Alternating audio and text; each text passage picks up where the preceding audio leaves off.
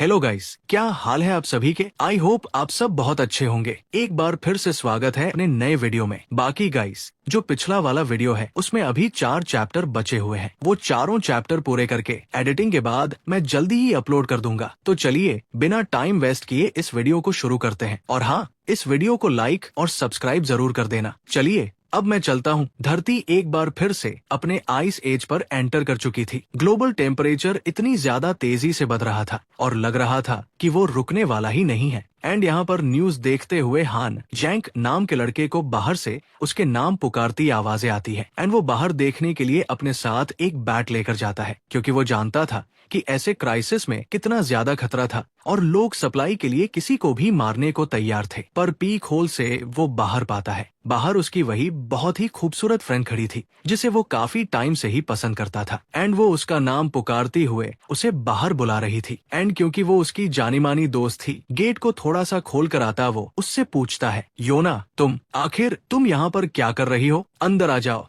बाहर बहुत ही ज्यादा खतरा होगा। कि तभी गेट को थोड़ा सा खोलकर योना उसके पूरा करीब आकर उसे किस कर देती है। एंड हान यांग के तो कुछ पल्ले नहीं पड़ रहा था, तो वो बस डिसाइड करता है उसके मजे लेने का। और फिर योना उसे लगातार अच्छे से चाटने के बाद अच्छे से थोड़ा गर्म होकर पीछे हो जाती है। और हान भैंक उससे पूछता है, मैंने गेट क्या खोला, तुमने झट से मुझे किस कर दिया, आखिर तुम्हें झट से क्या हो गया योना? जिस पर वो बताती है कि वो हान यांग से प्यार करती थी और ये बात को उसने अब जाकर रियलाइज किया था। और उसे इतना पता चला था कि वो और हान जैंग सिर्फ एक दूसरे के लिए बने थे। और ऐसे क्राइसिस के आने के बाद उसे रियलाइज हो गया था कि सच में वो किसके साथ रहना चाहती थी, जो उसका हमेशा साथ देगा। एंड वो हान जैंग को बताती है कि अगर उसे यकीन नहीं होता तो वो उसके दिल पर हाथ लगाकर देख सकता था। और दिल से का हाथ लगाने को कह रही थी, आप समझ ही सकते हैं। एंड फिर वो करीब आती बताती है कि वो उसके साथ कुछ भी करने को तैयार है। और उसकी लात को अपने छोटे भाई पर महसूस कर वो भी समझ जाता है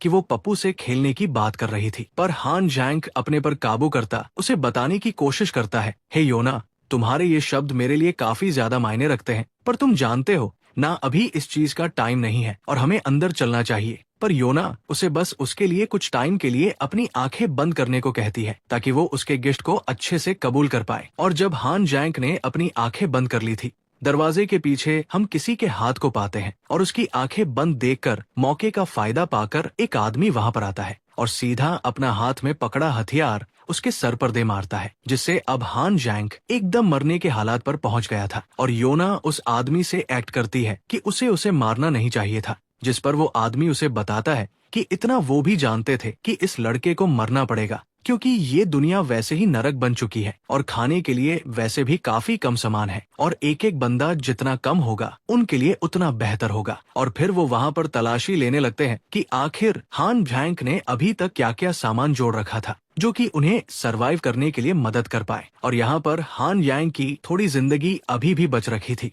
और वो दर्द से तड़पता हुआ बिना हिले डुले अपनी इस मौत का एहसास ले रहा था और अपने सामने देख रहा था। वो हरामजादी योना अब उस दूसरे बंदे के साथ मस्ती कर रही थी और अब अपनी जिंदगी का सारा दोष वो उसके ऊपर दे रहा था। और मरने से पहले वो अपने आप से वादा करता है कि अगर अगली जिंदगी कभी भी होती है तो वो सिम बनना छोड़कर एक घी का चाट बनेगा। कुछ ज्यादा हो गया कि तभी उसे महसूस होती है एक चमकती हुई गोल्डन सी रोशनी और इस अलग ही जगह पर वो उस रोशनी को छूने की कोशिश करता है, क्योंकि वो उसे काफी गर्म महसूस हो रही थी। कि तभी ही वो रोशनी तब्दील होकर लाल हो जाती है और ऐसा लग रहा था कि वो उसके हाथ से जुड़ती चली जा रही थी और उसे अपने हाथ पर बहुत ही अजीब महसूस हो रहा था कि धीरे धीरे कर वो रोशनी पूरा ही उसे निगल जाती है। और अगले पल तभी चिंता में चिल्लाते हुए उसकी जाग खुल जाती है और लंबी सांसें लेता हुआ वो देखने लगता है कि आखिर वो कहाँ पर मौजूद था। एंड फिर ध्यान से देखने पर वो पाता है कि वो अपने घर में तो मौजूद था, पर वहाँ पर बर्फ का कोई भी तूफान नहीं आ रखा था। और फिर आधे घंटे बाद हम उसे बालकनी में खड़े हुए उस गर्मी का नजारा लेते पाते हैं, क्योंकि काफी टाइम बीत चुका था जब उसने लास्ट टाइम सूरज की रोशनी महसूस की थी। और डेट चेक करने पर उसे पता चला था कि इस वक्त 28 जून चल रही थी और अपोक्लिप्टो दिन बाद था, यानी जिंदगी ने उसे एक और मौका दिया था। एंड ये फिर से जीवित होने का मामला खुद से काफी अलग था कि इस बार एक और अलग अजीब चीज थी कि उसकी बॉडी में एक अलग सा बदलाव आ गया था। जब से वो जागा था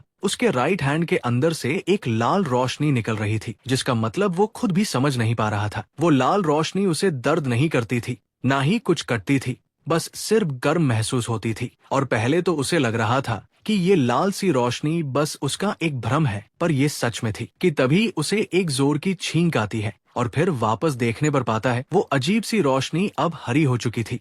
और अब इस सारे रंग को किसने ट्रिगर किया था उसे इतना भी नहीं पता लग रहा था। कि तभी अजीब बात, वो रोशनी बहुत ही ज्यादा फैलने लगती है और उसके हाथ पर बहुत ही बड़ी हो जाती है। कि तभी सोफे पर बैठकर उसे अपने शरीर से बहुत ही थकान महसूस होने लगी थी, जैसे कि रोशनी उसे लगातार थकाए जा रही थी। एंड वो इरिटेट होकर गुस्से से बस अपने हाथ को हिलाने लगता है। अबे चल जा यार, भैंस की घोड़ी, मुझे नहीं चाहिए कोई लाइट। कि फिर उसे याद आता है कि ऐसी कहानियां तो वो मानवा वगैरह में भी तो पढ़ा करता था। तो एक्चुअली में क्या वो कोई ओवर पावर्ड प्रोटैगनिस्ट तो नहीं बन गया था? प्रोटैगनिस्ट वापस पास्ट में जाकर जिसके पास चीट पावर्स आ जाती है, एंड उसी चीज को टेस्ट करने के लिए वो जाकर एक किचन नाइफ को पकड़ लेता है। पर ना, कोई भी फायदा नहीं हो रहा था और उसे रियलाइज हो गया था कि उसके पास शायद लड़ने की तो कोई ताकत नहीं आई थी। और चीजें सोच सोच कर उसे अब जोर की भूख लगने लगी थी। बट फ्रिज में जाकर देखता है वहाँ कुछ भी खाने के लिए पड़ा ही नहीं था। पर उसे भूख इतनी ज्यादा लगी थी कि अगर शायद अब वो कुछ न खाता तो वो पक्का बेहोश हो जाता। कि तभी उसे पास में पड़ा रोस्टेड सोयाबीन का एक डब्बा दिखता है। एंड फिर काम चलाने के लिए वो स्नैक्स को ही खाने का सोचता है। एंड फिलहाल के लिए अगर वो उसे खा लेगा तो कम से कम उसका टाइम पास हो जाएगा। और फिर कुछ पेट पूजा करने के बाद उसमें हिम्मत तो आएगी सुपर मार्केट जाने की। और फिर अपने हरे हुए हाथ से वो डब्बे में से एक सोयाबीन निकालकर उसे खाने लगता है। कि जब वो उसे अपने मुंह की तरफ फेंकता है वहाँ पर एक अजीब सा धमाका होता है और धुएं के हटने पर अपने मुंह के अंदर हान जैंग पाता है। कि उसने खाई तो रोस्टेड सोयाबीन थी, तो उसके मुंह में पूरी की पूरी हरी दाल कहाँ से आ गई थी। और उसे अपने मुंह से बाहर निकालता वो सोचने लगता है, ओ तेरे भाई, अब ये क्या मामला था? खाया मैंने कुछ, गया अंदर कुछ और। क्या चीज है ये? और ये सोयाबीन है क्या? और देखा जाए तो वैसे अब मुझे थकान भी महसूस नहीं हो रही। एंड देन वो पाता है कि वो ग्रीन लाइट भी वहाँ से चली गई थी। तो पक्का इस चीज का सारा कनेक्शन उस सोयाबीन से ही था। एंड फिर वहाँ से एक मटर को तोड़कर वो पाता है कि ये तो उग गया था। एंड वो एकदम शॉक और हक्का बक्का रह गया था कि आखिर लिटरली उसने ऐसा कैसे कर दिया। और फिर वो खुश होता सोच रहा था, तो ये मेरी ताकत है। पर मुझे समझ नहीं आया कि आखिर ये काम कैसे करती है। पर जो भी हो, मुझे बाद में इसे अच्छे से स्टडी करना होगा। पर फिलहाल के लिए सबसे जरूरी काम है बाहर जाकर सप्लाई को इकट्ठा करना, उससे पहले ये दुनिया फिर से खत्म हो जाए। और फिर वो चल पड़ता है सुपर मार्केट की तरफ। और बाजार में चलता चलता वो सोच रहा था, तो एक बात मैं पक्की कर लूं पहले कि मेरे हाथ में एक लाल रोशनी है और उसके बाद वो रोशनी हरी भी बन सकती है। ये हरी रोशनी छोटी भी हो सकती है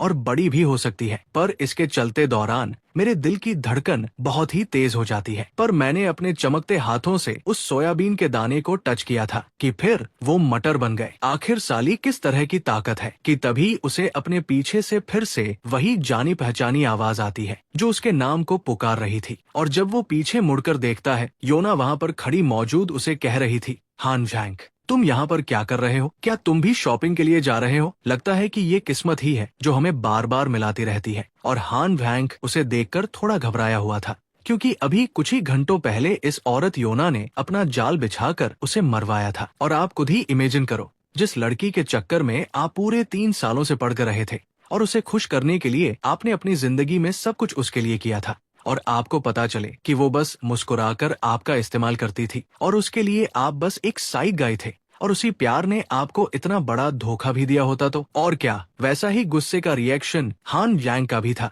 क्योंकि इस औरत ने उसे मरवा डाला था और वो उससे एकदम इरिटेटेड तो था, पर इस टाइम पर बदला लेने का टाइम नहीं था, क्योंकि सबसे पहले उसे सप्लाई इकट्ठा करने थे। और फिर अपने आप को पूरी तरह से शांत करने के बाद वो योना की तरफ ध्यान देता है, जो कि उसे पूछ रही थी कि आखिर हान वैंग को अचानक ही क्या हो गया था, जो उसकी इतनी लगाई गई आवाजें भी नहीं सुन पाया था। हंसता हान जैंग उसे बताता है, योना, बस आज तुम काफी ज्यादा खूबसूरत लग रही हो कि तुम्हें देखकर तो मैं अपने होश तक भी खो गया था। जो सुनती वो हंसकर पूछती है कि आखिर हान जैंग फ्लर्टिंग में कब से इतना माहिर हो गया। पर वेल, अब जो भी हो, वो इस बात से खुश होकर बताती है कि क्योंकि वो दोनों मार्केट में मिल ही गए थे, तो आखिर वो दोनों साथ में टाइम स्पेंड कर कुछ शॉपिंग करने क्यों नहीं चलते। एंड ये साफ साफ हान जैंग के लिए इन्विटेशन था, जो सुनकर पहले का हान यांग बावला हो जाता, पर अब का तो उसे साफ साफ इनकार करता वहाँ से जाने लगता है। ये बताकर कि आज उसे कोई जरूरी काम था तो उसके पास थोड़ा टाइम कम था एंड चलता हुआ पूरा जानता था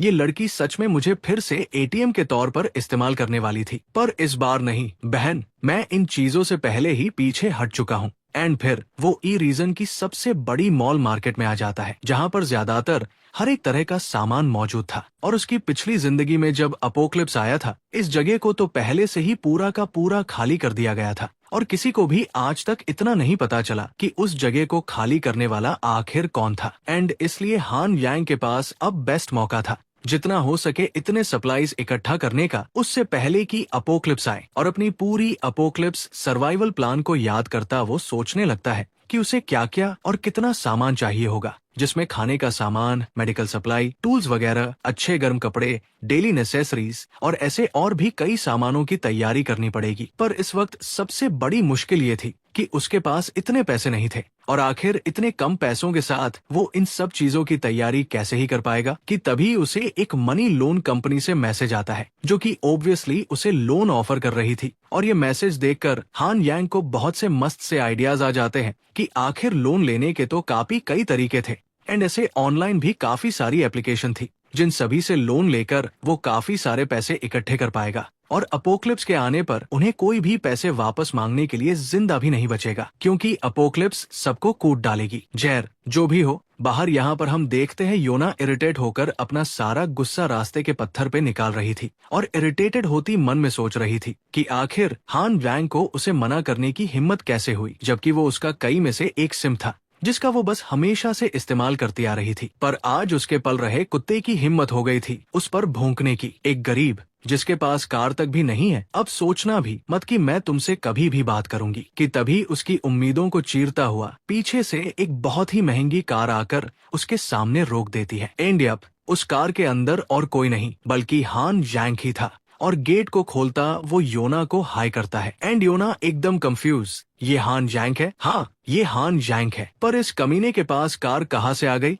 ऐसा वो सोच रही थी। और बाहर वो प्यार से पूछती है कि क्या ये कार हान यांग की थी, जिस पर वो भी हाँ करता बताता है हाँ ये कार तो अभी अभी खरीदी है। दरअसल मेरे पापा का बिजनेस यूएस में काफी तगड़ा चल रहा है और खुश होकर उन्होंने मुझे थोड़ा सा कैश भेजा और मैं भी उन्हें बस अभी अभी एयरपोर्ट छोड़कर आया हूँ। और योना जिसने सोचा था कि वो पहले से बात तक भी नहीं करेगी अब उसकी लग्जरी कार को देखकर पिघल गई थी और एकदम अच्छी एक्टिंग करती वो इमोशनल हो कहने लगती है, अच्छा तो तुम अपने पापा को एयरपोर्ट छोड़ने गए थे? मुझे माफ करना, मैंने तुम्हें शॉपिंग जाने के लिए पूछा पर तुम्हें पता है कि तुम पहले कितने कोल्ड लग रहे थे। मुझे लगा कि तुम मुझसे बात तक भी नहीं करना चाहते और कि तुम अपने दोस्त को ऐसे ही बीच में छोड़ रहे थे। और उसे मगरमच्छ के आंसू रोता देख हान यांग भी उसे एकदम करीब लाता खोखली बातें करने लगता है। योना आखिर तुम्हें क्या लगता है कि मैं तुम्हें कभी भी पीछे छोड़ूंगा? तुम शायद न समझ पाओ पर तुम मेरे लिए बहुत ही ज्यादा जरूरी हो। एंड योना समझती हुई कि गर्म लोहे पर हथौड़ा मारना चाहिए उसे बताती है कि हान यांग भी उसके लिए बहुत ही ज्यादा स्पेशल है एंड अगर वो चाहता है तो वो दोनों साथ में डिनर और मूवी देखने जा सकते हैं क्योंकि आज उसने फैसला लिया था हान यांग को और भी करीब से जानने का। पर उससे पहले ही वो हराम तोर उसके सामने से गायब हो जाता है जो देख सीरियसली योना बस ये सोच रही थी इसकी माँ का। ये कहा गया कि हान यांग उससे थोड़ा ही दूर अपनी कार के सामने मौजूद था और उसे बता रहा था कि अभी उसे घर पे ये सारा सामान रखना था तो वो अभी उसके साथ मूवी देखने नहीं जा सकता था। और योना उससे पूछने लगती है कि आखिर हान यांग इतना सारा सामान खरीद कर क्यों लेकर आया था, जिस पर वो बस बहाना लगा देता है कि वो बस थोड़ा सा सामान लेकर आया था और साथ ही साथ सबसे स्पेशल चीज वो योना के लिए भी एक गिफ्ट लेकर आया था जिससे योना भी एकदम खुश कि हान यांग है इतना बड़ा सिम जो है और ऊपर से उसके बाप ने भी अभी अभी उसे पैसा भेजा था तो पक्का उसका गिफ्ट भी काफी तगड़ा होने वाला था। और ये उम्मीदें करती वो वहाँ से घर जाने लगती है इस उम्मीद में कि हान यांग बाद में खुद आकर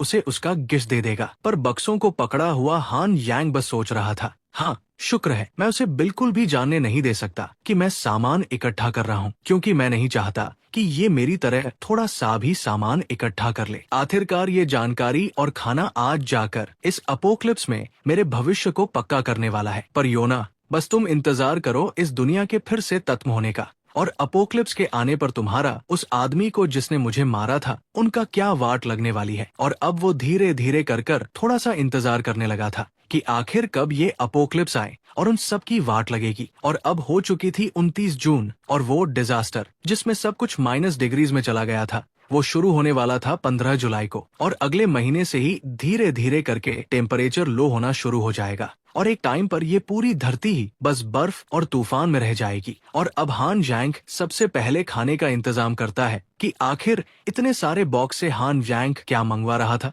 और हान ब्लैंक भी सारा खाना बंद मंगवा रहा था ताकि किसी को भी शक न हो कि आखिर वो अंदर क्या स्टोर कर रहा है। और खाने के बाद जो सेंसेटिव सप्लाई थे उन्हें वो रात को खुद घर के अंदर लेकर आता है जब बाहर कोई भी मौजूद न हो। और क्योंकि अपोक्लिप्स में बिजली नहीं होगी तो इसलिए उसने जनरेटर के लिए भी काफी अच्छा इंतजाम कर लिया था और इतना तेल भी मंगवा लिया था कि वो 1 साल तक चलता रहे। और अपोक्लिप्स के चालू होने पर हीटिंग सिस्टम भी बंद हो जाएगा तो उसने अपने घर को भी उसके लिए एकदम अच्छे से मॉडिफाई करवा लिया था। और उसी के दौरान उसने खिड़कियां और दरवाजे भी पक्के करवा लिए थे ताकि उन्हें बाहर से कोई भी तोड़ ना पाए। और एक जगह सप्लाई रखने के लिए उसे एक अलग सा रूम चाहिए था। एंड ऐसे ही धीरे धीरे कर उसने हर एक चीज का इंतजाम कर लिया था। और ये सारी तैयारियां करते ही 14 जुलाई आ चुकी थी और अब बस एक दिन ही बचा था अपोक्लिप्स के आने पर। और अगली तैयारी जो उसे करनी थी वो थी सबसे मेन वाली, वो था अपनी एबिलिटी को स्टडी करना कि आखिर वो कैसे काम करती थी और उसका करना क्या था।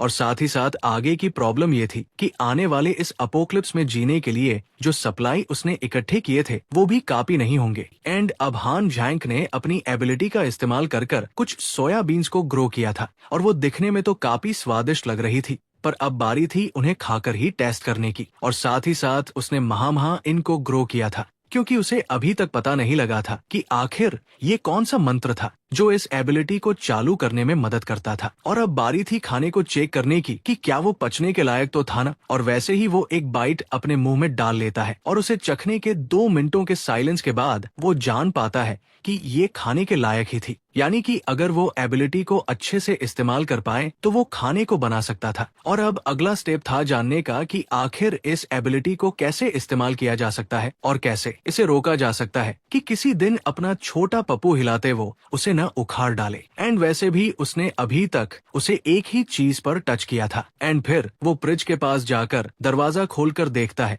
कि उसके पास घर में क्या क्या सामान मौजूद था जिनके ऊपर वो अपनी इस एबिलिटी को टेस्ट कर पाएगा। और वैसे ही काफी टाइम बीत जाता है और इसी दौरान हान यांग बेहोश भी हो गया था। और शाम के वक्त उसकी जाग खुलती है और वो देखता है कि उसने अपने हाथ में एक वेजिटेबल पकड़ रखी थी। और बेहोश होने से पहले उसने अपनी ताकत को काफी सारे प्लांट्स पर टेस्ट किया था, पर उनमें से तो कोई रिएक्ट तक भी नहीं किए थे और कुछ सीड से पूरे जुल ग्रोन प्लांट बन गए थे। जैसे कि पहले सोयाबीन बनी थी और कुछ बस फट गए, धमाका कर दिए जैसे कि वो कोई बॉम्ब होते हैं। और धमाके के बाद वो ऐसे सब्सटेंस में बदल गए जो कि कोल जैसा तो लग रहा था पर काफी लाइट था। बट वेल जो भी हो, उन्हें भी बाद में डिजास्टर के बाद हीट लेने के लिए इस्तेमाल किया जा सकता था। यानी कम से कम अब वो इन सर्दियों में गर्म तो हो सकता था ना, जबकि बाकियों के तो वाट लगने वाले थे। और उसके बाद भी वो कई चीजों पर ट्राई करता रहा। एंड इस बार उसने टेस्ट किया कि अपने सांस को कंट्रोल करने पर क्या वो अपनी इस एबिलिटी को कंट्रोल कर पाएगा। कि तभी उसके हाथ में एक सब्जी उग जाती है जिससे परेशान है वो बस कह रहा था,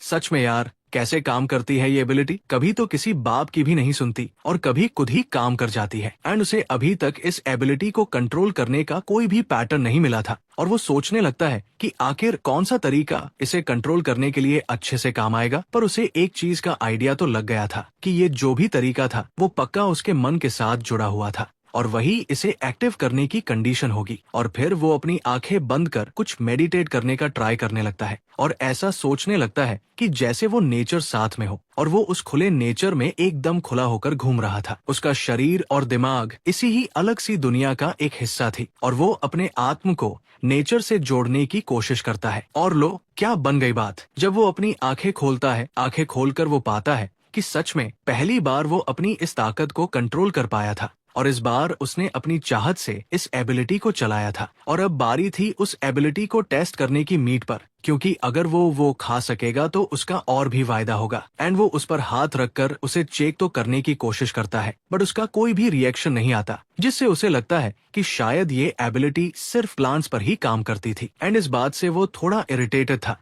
क्योंकि जो चीजें सबसे स्वादिष्ट होने वाली थी वो उसके लिए कोई जुगाड़ कर भी नहीं पा रहा था। एंड वो ऐसा ही अपने ख्यालों में डूबा हुआ था कि तभी उसे याद आता है कि जब वो मेडिटेट कर रहा था उसे अपने कॉन्शियसनेस में एक नहीं बल्कि दो कलर दिखाई देते थे, और उसने अभी तक उस लाल कलर का इस्तेमाल किसी पर किया तक नहीं था। एंड इसलिए अब वो फैसला करता है उस रेड लाइट का इस्तेमाल करने का। एंड कुछ कर कर वो उस रेड लाइट को अपने हाथ से बाहर निकाल पाता है, और वो रेड लाइट उसके पकड़े गए मीट उसने जो पकड़ा हुआ मीट था उस पर चमकने लगती है कि तभी उस मीट की एकदम बुरी हालत हो जाती है, जिसपे एक पल को हान जैंग डर भी गया था और खुश भी था कि शुक्र है उसने इस रेड लाइट का इस्तेमाल अपने मीट पर नहीं किया था, और उस अजीब बने मीट को वो फेंक देता है। एंड फिर टाइम बाद उसे फिर से पकड़कर उठाता सोचता है ये मीट रेड लाइट पर रिएक्ट किया था, और ऐसा लग रहा है कि रेड लाइट ने उसे कुक वगैरह कर दिया, पर फट बहुत ही गंदा कुक किया है। क्या रेड लाइट का इस्तेमाल सिर्फ चीजों को गर्म करने के लिए किया जा सकता है? नहीं, पर मुझे ऐसा लगता तो नहीं है, बल्कि हान बैंग को ऐसा लग रहा था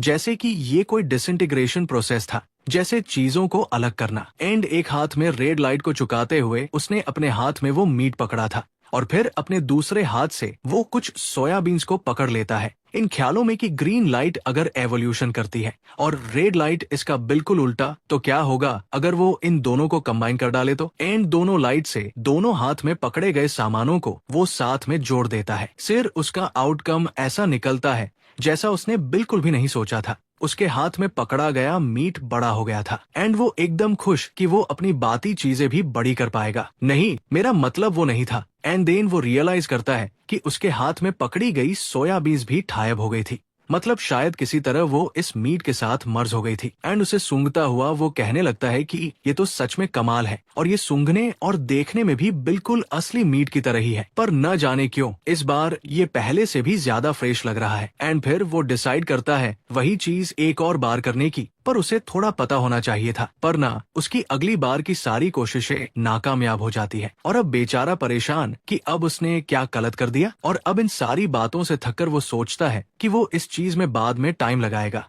क्योंकि वैसे भी वो ऑलरेडी काफी चीजें तो सीख गया था कि कौन सी एबिलिटी कहाँ काम करती है और किससे वो क्या क्या कर सकता था। एंड एक बार तो उसे त्याल भी आता है कि क्या पता जब वो अपनी इस एबिलिटी को अच्छे से इस्तेमाल करना सीख जाए वो इस दुनिया के एक दिन सुपर हीरो बन जाए। इस अपोक्लिप्स के आने से पहले इस त्याल को अपने दिमाग में छोड़कर उसे तभी याद आता है कि बचने के लिए सिर्फ खाना ही नहीं चाहिए था, क्योंकि पहले भी वो खाने की कमी की वजह से थोड़ी न मरा था, बल्कि इसलिए क्योंकि वो बिल्कुल डिफेंसलेस था और उसे अपनी सेफ्टी के लिए कुछ हथियार चाहिए थे। एंड फिर वो अपने सभी सामान को सपेटता हुआ टेम्परेचर के कम होने से पहले कहीं जाकर ये हथियार वगैरह इकट्ठे करने का जुगाड़ करना था कि तभी ही खिड़की से बाहर वो पाता है कि बाहर बर्फ पड़ना ऑलरेडी शुरू कर गई थी, और वो दिन जल्दी ही करीबी था जब इस दुनिया का जल्दी चप्पा चप्पा बदलने वाला था। और क्योंकि टेम्परेचर आने वाले हफ्तों में बहुत ही ज्यादा गिरने वाला था, तो वो बाहर निकल जाता है फटाफट किसी तरह गन का जुगाड़ करने के लिए। पर इस जगह पर गन्स वगैरह खरीदना इल्लीगल था,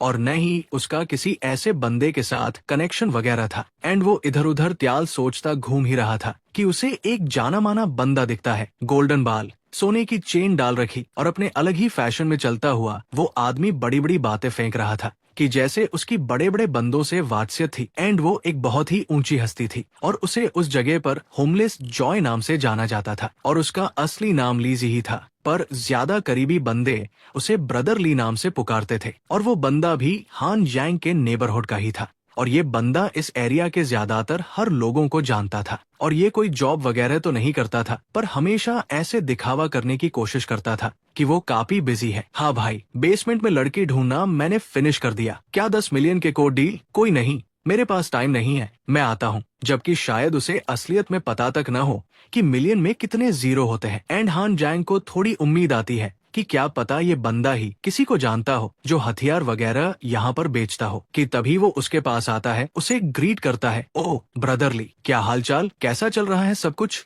पर ली न जान पाता पूछता है कि क्या वो एक दूसरे को जानते हैं, जो सुन हान बैंग उसे बताने लगता है, ओह ये मैं हूँ शव हान जैंग, हम पहले मिले तो है, लगता है कि ब्रदर ली मुझे याद नहीं रख पाए। जिस पर ली बताता है कि आजकल वो कामकाज में इतना डूब गया था कि वो ज्यादातर चीजें याद तक भी नहीं कर पा रहा था। एंड फिर वो पूछता है कि हान वैंग को उससे क्या चाहिए था, जिस पर हान जैंग आसपास देखता है। एंड जब वहाँ कोई नहीं होता, वो ली के पास उसके कान में फुसफुसाता कहता है कि उसे एक गन खरीदनी थी। और ये हर जगह बैन हुए हथियार का नाम सुनकर ली घबराता पूछने लगता है कि आखिर उसे ये हथियार क्यों चाहिए, और आखिर हान यांग ने क्या बड़ा कांड कर दिया था, जिसका असली रीजन हान यांग बताना नहीं चाहता था। कि फिर ली हान यांग को बताने लगता है, देख छोटे भाई, तेरा बड़ा भाई तो एक बात पहले पक्की कर देता है, हम कुछ भी इलीगल काम नहीं करते, ठीक है ना। और गन्स वगैरह का काम पहले ही एक सीरियस बिजनेस है। भले ही मेरे कुछ कनेक्शन जरूर है, पर मैं तेरे को ऐसी मुश्किलों में नहीं डालने वाला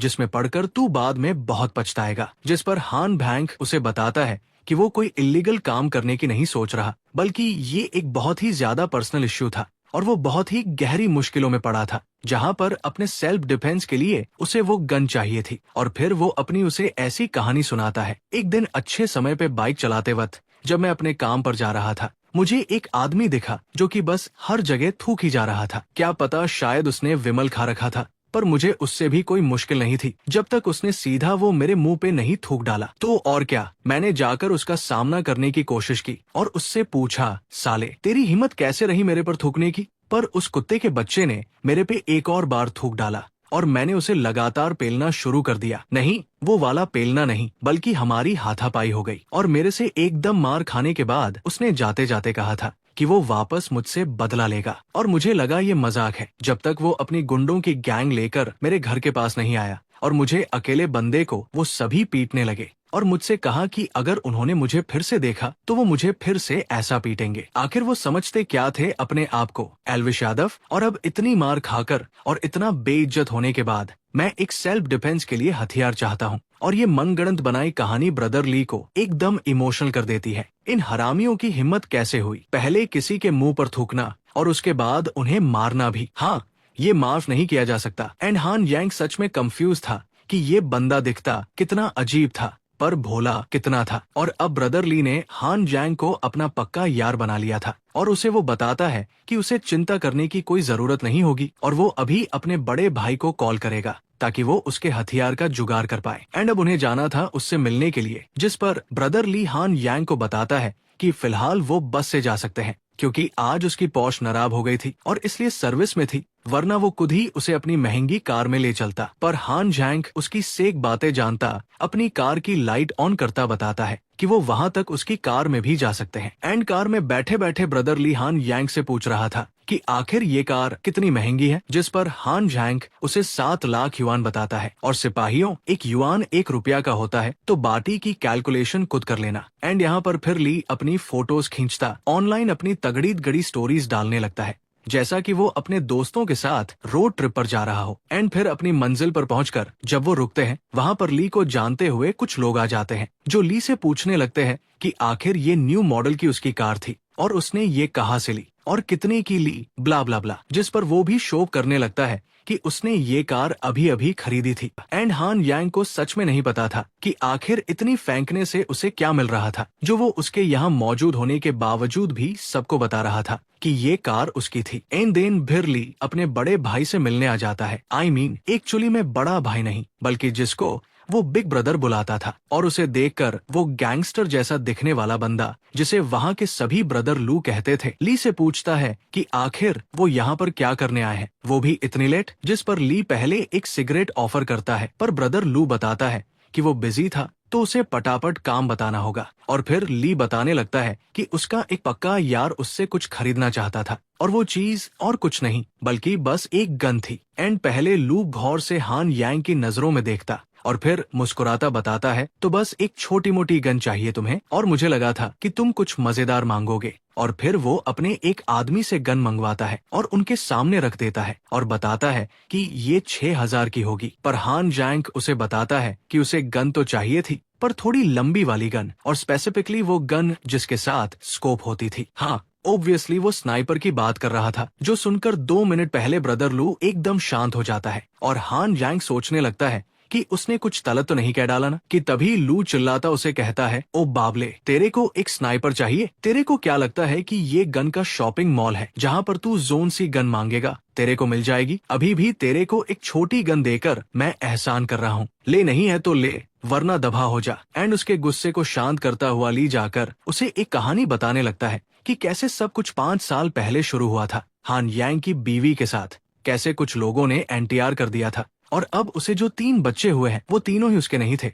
और वो एनटीआर करने वाले गुंडे अभी भी उसे धमकी दे रहे थे। जैसे ब्रदर लू भी गुस्से में, हरामजादे, धत तेरे की, ऐसा अत्याचार करते हैं। इनको शर्म नहीं आती किसी के प्यार के साथ इतना बुरा कर्म करना। और अब हान यांग को सच में लग रहा था कि सच में उससे रिलेटेड कहानियां कुछ ज्यादा ही हो रही थी। और फिर ली लू को बताता है कि वो एक स्नाइपर राइफल का जुगाड़ कुछ दिनों में कर पाएगा। जो जानकर खुश होता हान यांग भी उसे शुक्रिया करता है। एंड फिर उसके सामने ही लू अपने बंदे को हान यांग के लिए एक सेमिटो राइफल की तैयारी करने को कहता है और साथ में ही ढेरों एम्स भी। और लू हान यांग की स्टोरी से इतना इमोशन हो गया था कि तोहफे के तौर पर वो उसे अपनी वो पिस्टल 3 में दे रहा था। एंड हान यांग जान ही पाता है कि भले ही पिछली जिंदगी में उसने कुछ बुरे लोग देखे थे और उनका अत्याचार सहा था, पर इस बार अपनी जिंदगी में वो कुछ अच्छे लोगों से भी मिल पा रहा था। कि फिर हान भैंग उसकी थोड़ी चिंता करता उसे बताता है, ओ ब्रदर लू, एक मेरे पक्के यार है जो गवर्नमेंट में काम करता है। उसने मुझे बताया था कि वेदर के साथ कुछ तो अजीब चल रहा है और साथ ही ये भी कि वो सप्लाई खरीदने की लिमिट लगाने वाले हैं। तो अगर आप हो सके जितना सप्लाई अभी इकट्ठा कर लेंगे तो काफी अच्छा होगा। एंड लू हान यांग की नजरों में थोड़ी सीरियसनेस देखता है जिससे उसे अंदाजा लग जाता है कि वो झूठ नहीं बोल रहा था। एंड वो भी हान यांग की बात पर यकीन कर उसे मान लेता है। एंड फिर ली और वो बातें करते हुए वहाँ से जाने लगते हैं। एंड ली बातें कर रहा उसे बता रहा था कि उसने आज हान यांग का काम करवा दिया था क्योंकि आज उसका बड़ा भाई भी काफी अच्छे मूड में था कि शायद अगर वो कैनन मांगते तो वो भी उन्हें वो दे देता। एंड हान यांग बताता है कि ली ने भी काफी मदद की थी तो वो उसके लिए कुछ सिगरेट्स खरीद सकता था। जिस पर ली बताने लगता है, ना मेरे भाई, ऐसा करने की जरूरत नहीं, मुझे बस लोगों की मदद करनी अच्छी लगती है। पर अगर तुम बल चाहते ही हो तो खरीद कर दे सकते हो, ज्यादा मत खरीदना, बस 8 बड़े डब्बे काफी रहेंगे। और साथ ही मेरा एक बड़ा प्रोजेक्ट चल रहा है, जब वो खत्म होगा देखना मैं तुम्हें कहीं घूमने लेके जाऊंगा। और यहाँ पर हान भैंग तो अपने ही त्याल में डूब रखा था कि उसने ज्यादातर हर सामान इकट्ठा कर लिया था। तो अब लास्ट काम बचा था अच्छे से अपनी एबिलिटी को स्टडी करने का।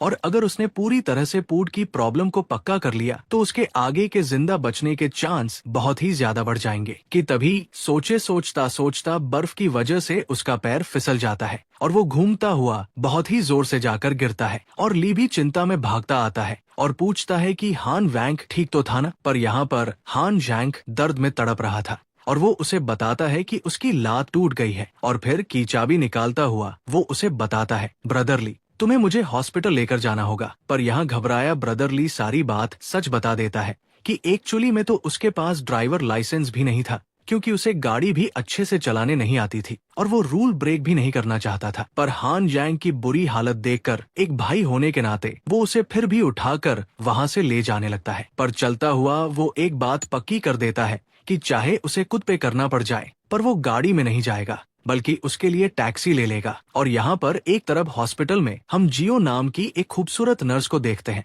जो कि इतने ठंडे मौसम में भी काम कर रही थी और वो वहाँ की हेड नर्स थी। और उसे कॉल आती है कि स्टाफ थोड़ा कम पड़ गया था तो हेड नर्स को भी वहाँ पर मदद करने आना होगा। और वो भी समझती, मदद करने को तैयार थी। और अब हान भैंग भी उसी हॉस्पिटल में था और उसका चेकअप करने के बाद डॉक्टर उसे बता रहा था कि उसकी चोट पर प्लास्टर लगेगा और 1 घंटे के लिए उसे यहाँ पर रुकना पड़ेगा और उसके बाद वो अपनी दवाइयाँ लेकर वहाँ से जा सकता है। और अब वो इस बात से परेशान था कि अपोक्लिप्स से पहले ही उसने अपनी ये हालत करवा ली थी। और क्योंकि हान जैंग को यहाँ पर 1 घंटा वेट करना था, ली हान जैंग को ये बताकर जाने लगता है कि उसके पास हैंडल करने के लिए कुछ डील्स थी, पर अगर हान जैंग को किसी भी चीज की जरूरत पड़ती है तो वो उसे कॉल कर सकता था। जिस पर हान भैंग भी उसे वहाँ से बाय कर देता है और अब बस वहाँ पर परेशान बैठा रहता है। एंड इस हॉस्पिटल में तो हर जगह बस पेशेंट ही पेशेंट मौजूद थे और इस चल रहे तूफान की वजह से भी पहले से ही मुसीबतें आनी शुरू हो गई थी। हाँ, बाकी सभी तो यहाँ पर पेशेंट्स मौजूद थे पर यहाँ क्या चल रहा है मुझे समझ नहीं आ रहा। मैं तो देखो शरीफ हूँ, आप ही कमेंट्स में बता सकते हैं। एंड यहाँ पर बस हान बैंक वेट कर रहा था कि कब तक उसकी दवाइयाँ तैयार होंगी और कब वो यहाँ से जा पाएगा, कि तभी उसे अपने सामने हिलते हुए संतरे दिखाई देते हैं। पर ध्यान से देखने पर वो संतरे नहीं थे,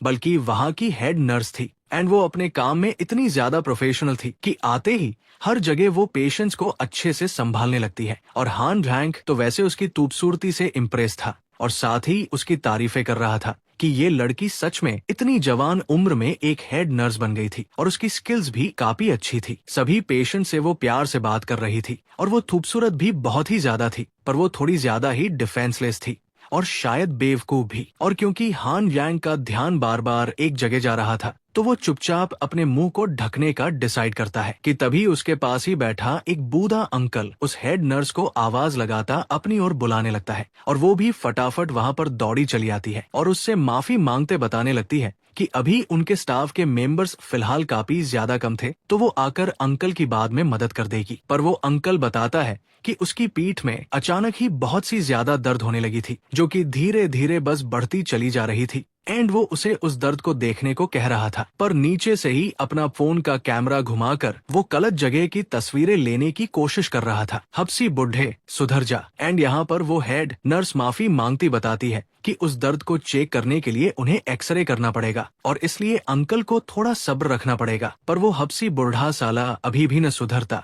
नर्स को उसकी दर्द देखने को कहता है और उसे दिखाने के लिए उसके दर्द कहाँ हो रही थी। वो उसकी कमर पर हाथ लगाकर उसे बताने लगता है कि उसे इस एरिया के आसपास दर्द हो रही थी और उसे इधर उधर छूने लगता है। पर इस बात को गुदगुदी समझती हुई वो एकदम भोली भाली नर्स बताती है कि वो तब तक कुछ नहीं कर सकती जब तक आकर बाती डॉक्टर्स उसका एग्जामिन नहीं करते। पर हवस अंकल का हाथ तो धीरे धीरे कर और नीचे बढ़ता जा रहा था और ऐसे ही चलता रहा। वो तलत जगह पर पहुंचने वाला था कि तभी अचानक एक स्ट्रेचर आकर उसे लग जाता है और वो हब्सी बुढ़ा नीचे गिर जाता है। और ये करने वाला और कोई नहीं बल्कि हान जैंग ही था, जो माफी मांगता बताता है कि उसे ये स्ट्रेचर यूज करते फर्स्ट टाइम था, तो इसलिए उससे ये गलती से हुआ था। और फिर वो उस हब्सी अंकल के गिरे फोन को उठाने लगता है, ये दिखावा करता है कि वो उसकी मदद करना चाहता था। और वो अंकल भी एकदम गुस्से में परेशान हो उसे पोन को न छूने को कहता है, क्योंकि पोन हाथ आ गया तो सारा सच बाहर आ जाएगा।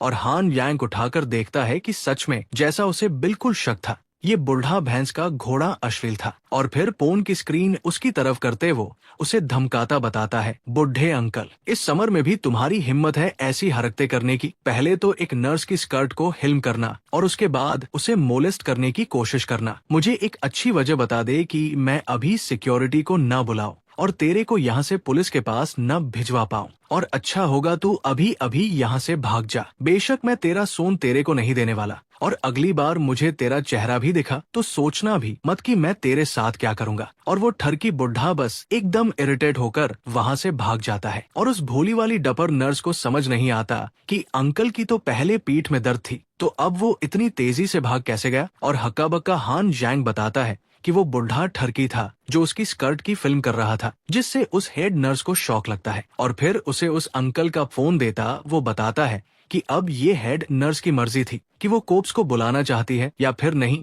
पर अगली बार से वो इस तरह के ठरकों से बचकर रहे तो ही फायदा होगा, वरना ऐसे लोग बस भोलेपन का फायदा उठाते हैं। और उसे शुक्रिया करती हुई वो हेड नर्स पूछती है कि पहले तो उस लड़के के पैर में चोट लगी थी, तो आखिर अब वो इतनी सही सलामत खड़ा कैसे हो पा रहा था। कि तभी हान जैंग रियलाइज करता है कि हीरो बनने के चक्कर में वो अपनी हो रही दर्द को एकदम भी भूल गया था। एंड फिर हम टाइम बाद हेड नर्स को उसका प्लास्टर बांधते हुए देखते हैं और एकदम सही सी मरहम पट्टी करने के बाद हान जैंग उसे शुक्रिया करता है, जिसका जवाब देती वो बताती है कि दरअसल उसे तो हान यांग का शुक्रिया करना चाहिए था, जो उसने उसे ऐसी मुसीबत से बचाया था। और अगर अगली बार उसे कोई ऐसा ठरकी दिखा तो वो उसे बिल्कुल भी जाने नहीं देगी और उसे मुक्के मार मार कर पीट डालेगी। जिस पर हान ब्लैंक भी बस उसे अपने आसपास के माहौल से सावधान रहने को कहता है। पर सीरियसली वो हेड नर्स अभी भी सावधान और नहीं थी, क्योंकि हान यांग महसूस कर पा रहा था कि उसका पैर इस वक्त एकदम सॉफ्ट जगह पर था और मरहम पट्टी के बाद हेड नर्स के बाकी कलीग्स उसे मदद के लिए बुलाने लगते हैं और वो भी वहाँ से जाने लगती है हान जैंग को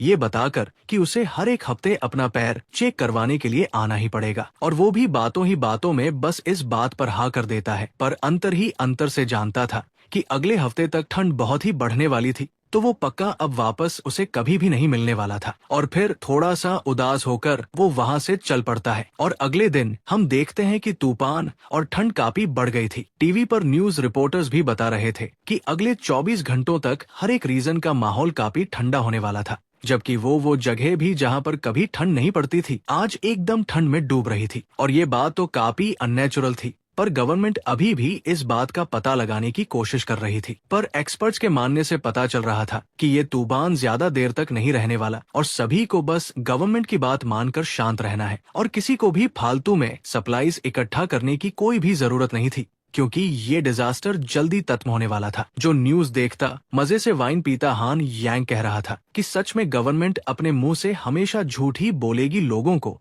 एकदम शांत और एक जगह पर बिठाए रखने के लिए। ये लोग कभी भी असली सच नहीं बताते और अगर वो खुद फ्यूचर से वापस नहीं आया होता तो एक बार फिर से उन पर सच में यकीन कर लेता। पर चैर जो भी हो, इस बार के डिजास्टर के लिए वो बिल्कुल ही रेडी था। सारा सप्लाईज इकट्ठा कर रखा था, घर को भी पहले से पूरा पक्का कर दिया था, हीटिंग सिस्टम भी बिल्कुल ही रेडी था और अब सब कुछ रेडी होने के बाद उसे सर्वाइवल की ज्यादा चिंता करने की जरूरत नहीं थी कि तभी उसके मोबाइल पर उसके बनाए गए नेबर्स ग्रुप के मैसेज आने लगे थे, जहां पर सभी लोग आपस में ग्रुप में बातें कर रहे थे इस डिजास्टर के बारे में। कुछ लोग इस ठंडे मौसम से खुश थे और कुछ लोग ऑफिस से मिली छुट्टियों से भी, और कुछ लोग इस ठंड से परेशान थे कि तभी उस हाउस कॉम्प्लेक्स ग्रुप में एक मिस्टीरियस पर्सन आकर मैसेज भेजने लगता है, ये लिखकर कि इस नई दुनिया के सभी लोगों सुनो, ये तूफान कोई नॉर्मल वेदर से नहीं हुआ था, बल्कि धरती में ही कुछ न कुछ तलत हो गया था। यानी ये तूफान और मौसम बिल्कुल भी नॉर्मल नहीं था, बल्कि असल में तो आइस एज ही शुरू होने वाली थी। और हान जैंग एकदम हैरान कि आखिर अब ये कौन सा बावला बंदा था जिसे उसकी तरह इस अपोक्लिप्स के बारे में पहले से पता था, पर अब क्या वो मिस्टीरियस पर्सन भी उसकी तरह वापस पैदा हुआ था या फिर सिचुएशन में कुछ और ही तलत था। बट वेल, अब ये और हान जैंग को इतना अंदाजा तो लग गया था कि उसे इस मिस्टीरियस बंदे से सावधान रहना पड़ेगा, क्योंकि ये इस अपोक्लिप्स के बारे में किसी तरह से जानता था। और ग्रुप में सभी बातें कर रहे थे, कुछ बर्फ इकट्ठा होने की वजह से अपनी कार को बाहर नहीं निकाल पा रहे थे और कुछ बाहर खाना खरीदना जाना चाहते थे पर बर्फ की वजह से नहीं जा पा रहे थे, और ऐसे ही सभी अलग अलग बातों से बाहर इकट्ठा हो रही बर्फ को कोस रहे थे। पर वो कर भी क्या सकते थे, बाहर टेम्परेचर -20 डिग्री सेल्सियस से भी ज्यादा था। और फिर हमें एक दूसरे अंदाज से ग्रुप के बीच का सीन दिखाया जाता है, जहाँ पर हमें सभी लोगों को ग्रुप के अंदर एक चैट टाइप के रूप में दिखाया जाता है और ग्रुप में एक व्यक्ति कह रहा था कि आखिर ऐसे समय पर प्रॉपर्टी एजेंट्स कहाँ पर हैं, क्योंकि उन्हें ऐसी सिचुएशन में कुछ तो करना चाहिए। और ग्रुप में प्रॉपर्टी मैनेजमेंट वाले लोग बता रहे थे कि वो इस चीज के लिए तहे दिल से माफी तो मांगते हैं, पर आखिर इतनी भारी तूफान में वो क्या ही कर सकते थे। जिस पर बाकी लोग चिल्लाने लगते हैं कि आखिर उन्हें प्रॉपर्टी मैनेजमेंट वालों को पैसे देकर क्या ही फायदा था, जब वो इतने छोटे मोटे काम भी नहीं संभाल सकते थे। एंड वो सभी अपनी फीस का रिफंड मांग रहे थे। और उनकी बातें सुनता हुआ हान यांग भी सोच रहा था कि आखिर ये लोग कितनी फालतू लड़ाइयाँ लड़ रहे हैं, क्योंकि ये तूफान कुछ से कोई ऐसी चीज नहीं थी जो इंसानों के संभालने की बस की चीज थी। और तभी वहाँ पर जियांग शोई शो नाम का बंदा आकर सभी को ही शांत करता बताता है कि ये तूफान ही काफी भारी चल रहा है, तो अगर बाहर की बर्फ को उन्होंने साफ कर भी दिया तो भी कुछ ही घंटों में वो जगह फिर से बर्फ से भरी जाएगी। और अगर वहाँ के सभी लोग बहस में और लड़ने से अच्छा चुपचाप बाहर आकर एक दूसरे की मदद करते तो अभी तक वो बर्फ को साफ भी कर पाते और बाहर से थोड़ा बहुत सामान भी ले आ पाते। और वो बताता है कि प्रॉपर्टी मैनेजमेंट वाले लोग भी इंसान ही हैं, तो बेशक नेचुरल डिजास्टर का सामना वो भी नहीं कर सकते, तो उन सभी लोगों को बस अपना गुस्सा उन लोगों पर फालतू में नहीं उतारना चाहिए। एंड सभी लोगों को समझ नहीं आ रहा था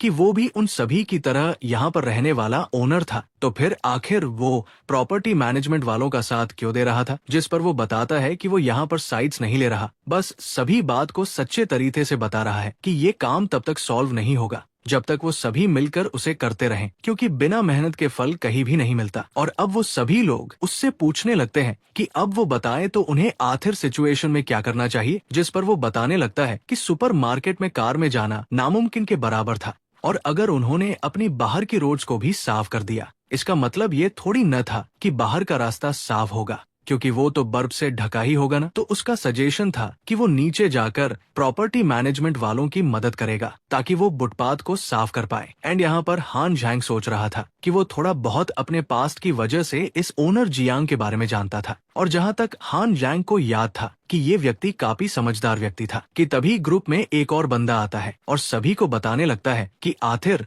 यहाँ पर बहस की क्या ही जरूरत है, कि जो भी रोड साफ करने में मदद करना चाहता था वो बाहर जा सकता था, और जो नहीं वो बस मुंह बंद कर कर बैठ सकते थे। एंड ये छोटी मोटी सलाह देकर वो वहाँ से चुपचाप चला भी जाता है कि तभी वहाँ पर ब्रदर ली भी आ जाता है और फिर से बड़ी बड़ी बातें करता वो बताता है कि वो भी नीचे मदद करना जाना चाहेगा, क्योंकि जितनी जल्दी रास्ता साफ होगा उसे अपने साथियों के साथ करोड़ों का बिजनेस करने जाना था। और हान जैंग सच में उसे देखकर सोच रहा था कि दुनिया में चाहे कुछ भी बदल जाए, इस बंदे का स्वैग तो नहीं बदलने वाला था। और अब ब्रदर ली के साथ साथ कई लोग रोड साफ करने को तैयार हो रहे थे ताकि वो बाहर कुछ करके रास्ता खोल पाए। और वहीं पर हम उस हेड नर्स को भी देखते हैं जो बता रही थी कि वो थोड़ी कमजोर है पर वो ये काम करने में मदद जरूर करेगी। यानी ये नर्स भी हान जैंग के मोहल्ले में रहती थी, पर हान भैंक ने उसे नहीं पहचाना था। और वहीं पर योना भी थी जो बताती है कि उसे उन 2 दिनों में काफी ज्यादा बुखार था। अगर ब्रदर जियांग ने ऐसी एग्जाम्पल दे ही दी है तो वो भी बाहर जाकर सबकी मदद करना चाहेगी। एंड उसका एटीट्यूड देखकर हान वैंग तो पूरा जानता था कि ये कमीनी अभी भी अच्छी बनने की कोशिश कर रही है, कि तभी वहाँ पर काफी सारे बंदे आकर योना से फ्लर्ट करते उसे घर पर रेस्ट करने को कहने लगते हैं और बताने लगते हैं कि अगर योना बाहर जाएगी तो वो भी उसके साथ उसकी मदद करने आएंगे। एंड यहाँ एक बाहर सब कुछ मेसी पड़ता हान जैंग एकदम इरिटेट हो गया था, कि तभी फिर योना ग्रुप से बाहर आकर हान यांग को पर्सनली मैसेज भेजती, बताती है कि आखिर हान जैंग इतने दिन से कहाँ बिजी था, और उसने बताया था कि वो उसे कांटेक्ट करेगा। और साथ ही साथ वो ये भी मैसेज भेजती है कि जब हान जैंग उससे मिलने आएगा तो वो उसके लिए थोड़े से कपड़े खरीद कर ले आए तो काफी वायदा होगा। एंड फिर वो उसे कुछ सिल्टर लगाकर अपनी सेल्फीज भेजने लगती है, जिसमें वेल उसने ऊपर से तो कपड़े डाल रखे थे पर नीचे का वेल सारा ही मामला पानी साफ साफ था। नहीं, इतना भी साफ नहीं है जो तुम लोग जूम कर कर देख रहे हो, शर्म करो, थोड़े से गर्म हो। और हान भैंग भी कह रहा था कि इतने ठंडे मौसम में वो सच में ही उसे पटाने के लिए कितने कम कपड़े डालकर फोटोज भेज रही थी। एंड फिर हान यांग सोचने लगता है कि आखिर उसे कैसा रिप्लाई देना चाहिए। एंड जो भी रिप्लाई उसने दिया था वो देखने से पता लग ही रहा था कि वो योना को बिल्कुल पसंद नहीं आया था। और अब तीसरा दिन था तूफान के शुरू हुए और टेम्परेचर -20 डिग्री सेल्सियस था। और अभी के अर्ली स्टेजेस में तो उन सभी का हीटिंग सिस्टम वगैरह तो चल रहा था और इंटरनेट वगैरह भी, जिसमें हान यांग एडल्ट मेडी रील्स देख रहा था। एंड वो भी ऐसी रील्स जिनमें ऐसे ठंडे मौसम में भी वो अपने शरीर को गर्म रख पाए। पर काफी टाइम बीतने के बाद धीरे धीरे कर हान यांग रील से भी बोर हो जाता है। एंड इस अपोक्लिप्स की सबसे गंदी चीज यही तो थी, वो था कि तुम्हें पता नहीं लगता था कि अकेलेपन को कैसे दूर किया जाए, और न ही उसके पैर की कंडीशन अच्छी थी जो वो कहीं बाहर जा पाए। एंड ऐसे फ्रैक्चर को ठीक होने में भी कम से कम कुछ महीने लगते थे। एंड इसीलिए वो फिर से टाइम पास करने के लिए वीडियोस वगैरह देखने लगता है, जहाँ पर उसके सामने एक सर्जिकल वीडियो आती है जिसमें ध्यान से बताया जा रहा था कि कैसे डॉक्टर ध्यान से उस आदमी के काफ ठीक कर रहे थे जो कि 15 फ्लोर से गिर गया था और उसके अंदर के ऑर्गन्स काफी खराब थे, पर न जाने क्यों वो अचानक ही अपने आप भी ठीक हो रहे थे। एंड ये वीडियो सच थी या फिर नहीं, पर उससे हान यांग को एक चीज का आइडिया लग गया था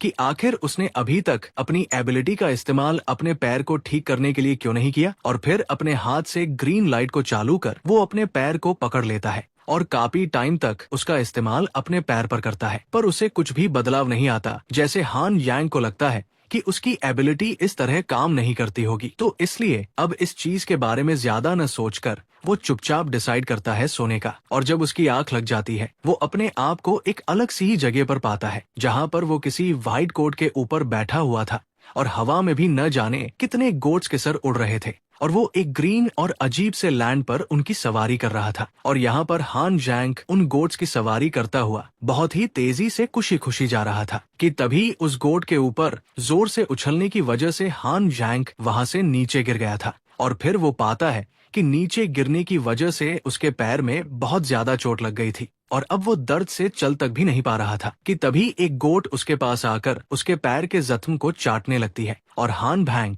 ये समझकर कि वो गोट उसकी मदद करने की कोशिश कर रही थी और इसलिए प्यार से हान जैंग उसे पैट करने लगता है, जिस बात से वो गोट काफी ज्यादा इरिटेट हो जाती है कि वो उसे प्यार से उसका जख्म चाटने नहीं दे रहा था कि अचानक ही उस गोट की बहुत ही लंबी जुबान हो जाती है एंड वो हान जैंग की लात को उसके जख्म से पकड़कर उसे पूरा हवा में उठा देती है और साथ ही साथ उसके सपने में उस गोट की जुबान से भी वो हरी सी लाइट चमक रही थी कि फिर तभी हान यांग की इस भयानक सपने से जाग खुल जाती है और वो एकदम घबराया कह रहा था, बाप रे बाप, ये क्या हो। आपकी पूरी स्क्रिप्ट का संशोधन पूरा हो चुका है। मैंने वर्तनी की त्रुटियों को सुधार दिया है और सभी आवश्यक विराम चिन्ह जोड़ दिए हैं। रहा है मेरे साथ, कभी कुछ अजीब होता है तो कभी कुछ, कि तभी उसका ध्यान जाता है उसके पैर की तरफ एंड वो देख पा रहा था कि वही ग्रीन लाइट उसके पैर से भी चमक रही थी और फिर वो उठकर अपनी पट्टियां वगैरह को काट देता है और पाता है कि उसका पैर भी बिल्कुल ठीक हो गया था और उसे अब दर्द भी बिल्कुल भी नहीं हो रही थी और अब उसे समझ नहीं आ रहा था कि क्या उसकी मदद ग्रीन लाइट ने की थी जब वो सो रहा था। पर अगर ऐसा था तो ये पहले इंटेंटली क्यों नहीं हुआ और साथ ही उसे वो अजीब सपना क्यों आया। और फिर वो फिर से एक बार अपने हाथ में चाथू पकड़ा, अपने हाथ को थोड़ा सा उससे काटने के लिए रेडी था ताकि एक बार वो फिर से कोशिश कर पाए अपने जख्म को ठीक करने की। और फिर वो उस चातू से अपनी उंगली में एक छोटा सा कट लगा देता है और फिर वहाँ पर ग्रीन लाइट को चालू करता है तो कुछ ही पलों में उसका घाव वापस से ठीक होना शुरू हो गया था। और अब हान जैंग भी समझ गया था कि आखिर इसे कैसे इस्तेमाल करना है। बर्फ हटाना और डोनेशन कमेटी की शुरुआत। और यहाँ पर बाहर को हम देखते हैं कि सभी लोग बिल्डिंग के बाहर बर्फ हटाने में मदद करने आए थे और उन सभी को मदद करते देखता वही ग्रुप का जियांग शोयू सभी को बता रहा था कि ये काम अकेले करना सच में काफी मुश्किल होता है एंड इसलिए वो सभी का शुक्रगुजार था और खासकर अंकल लू का जो अपनी इस एज में भी मदद करने आए थे। और यहाँ पर वो पर्सन लू गुंग याओ जियांग को बता रहे थे कि यहाँ पर उसने ज्यादा मदद नहीं की बल्कि सबसे ज्यादा काम करने वाले तो उसके पीछे खड़े जुड़वा जिन ब्रदर्स थे। और हम उन जिन ब्रदर्स को भी देखते हैं जिनमें से एक का नाम जिन जीवान था और दूसरे का जिन जिम्बू। और वो दोनों ही भाई दूर देखते हैं कि एक लड़की इस बर्फ के तूफान में काम करते वक्त गिर जाती है और वो दोनों भाई फटाफट उसकी मदद करने के लिए उसके पास पहुंच जाते हैं। और मदद को एक्सेप्ट करती वो लड़की और कोई नहीं बल्कि हमारी वही हेड नर्स थी जिससे हान यांग पहले मिला था और उसका नाम जिन जिहान था। और उसे वापस उठाने के बाद जिन ब्रदर्स बताते हैं कि अब वो जा रहे हैं मेन रास्ता साफ करने के लिए, तो अगर जिन जिहान को उनसे कोई भी मदद चाहिए होगी तो वो आकर उन्हें बता सकती है। पर वो बताती है कि वो ये चीजें खुद से आसानी से हैंडल कर सकती है। और यहाँ पर जियांग और अंकल लू बातें कर रहे थे कि बर्फ का गिरना सच में काफी तेजी से हो रहा था तो रास्ता साफ करने के बाद उन्हें फटाफट सप्लाईज लेकर वापस आना होगा। जिस बात से अंकल लू भी एग्री करते जियांग से पूछते हैं कि वो एक चीज के बारे में थोड़ा सा घबरा रहे थे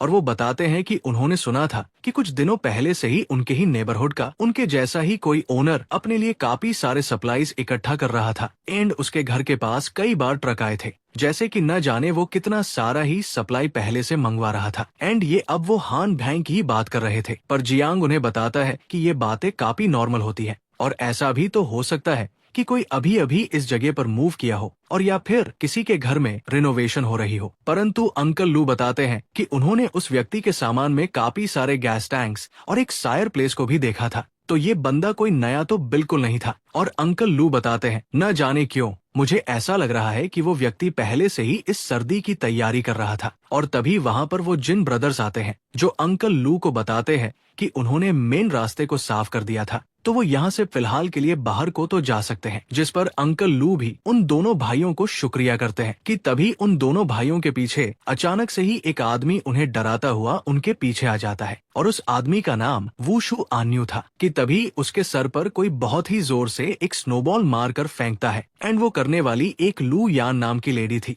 जो वुशु आन्यू को बकवास कम और काम ज्यादा करने को कह रही थी। जिस बात पर वो चिंतिता हुआ बताता है कि इतनी देर से वो अकेला ही सब कुछ कर रहा था और लू यान बस चुपचाप साइड से देख रही थी कि यहाँ पर ये दोनों बहस कर रहे थे कि तूफान बहुत ही तेज हो गया था कि जियांग यहाँ पर सभी को बताता है कि मेन रास्ता अब क्लियर हो चुका था। तो अब सभी को ही फालतू के काम छोड़कर फटाफट से सुपरमार्केट जाकर सप्लाईज लेकर लाने होंगे। और जिन ब्रदर्स भी अपनी फैमिली को कॉल करने लगते हैं कि वो पहले ही अपनी फैमिली के लिए भी सप्लाईज लाएं। कि यहाँ पर अंकल लू जियांग से पूछते हैं कि आखिर उसके इस तूफान के बारे में क्या ख्याल थे, और हम देख ही पाते हैं कि शाओ जियांग इस बात के बारे में काफी सीरियसली तो सोच रहा था, पर न जाने क्यों वो अंकल लू को बताता है कि उसे इस तूफान वगैरह की ज्यादा चिंता नहीं है, क्योंकि उसके मानने से तो ये तूफान बस थोड़ी देर का था और जल्द ही जब ये खत्म होगा सभी लोगों की जिंदगी वापस आम हो जाएगी। और वैसे भी मान लिया जाए कि ये तूफान नहीं रुकता और उनके नेबरहुड में कोई बंदा मौजूद है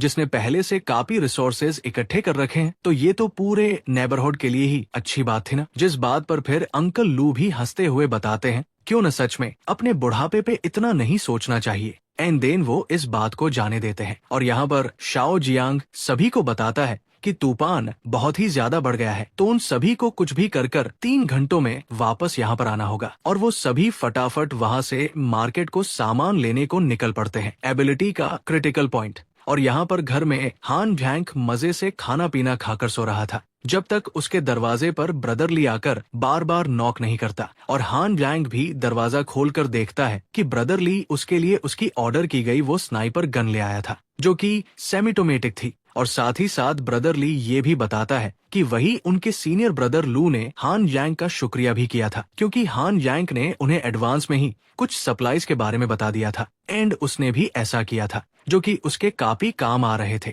और साथ ही साथ हान जैंग को ब्रदर ली ये भी बताता है कि सुनने में आया है इस डिस्ट्रिक्ट की जो सुपरमार्केट थी वो कल वहाँ पर सामान लेने गए तो थे, पर वो सुपरमार्केट जो थी वो पूरी की पूरी खाली हो चुकी थी। और ये बात हान यांग को भी नामुमकिन लगती है कि आखिर एक ही रात में कोई बंदा पूरी सुपरमार्केट कैसे खाली कर सकता है। और ये हैरान बात बताने के बाद ब्रदर ली वहाँ से चला जाता है और हान यांग अपने मन में अभी भी सोच रहा था आखिर एक ही दिन में कोई पूरी की पूरी सुपरमार्केट कैसे खाली कर सकता है। क्या मेरे अलावा किसी के पास कोई ऐसी ताकत है जिससे कोई व्यक्ति सभी सामान को किसी और डायमेंशन में डाल रहा है।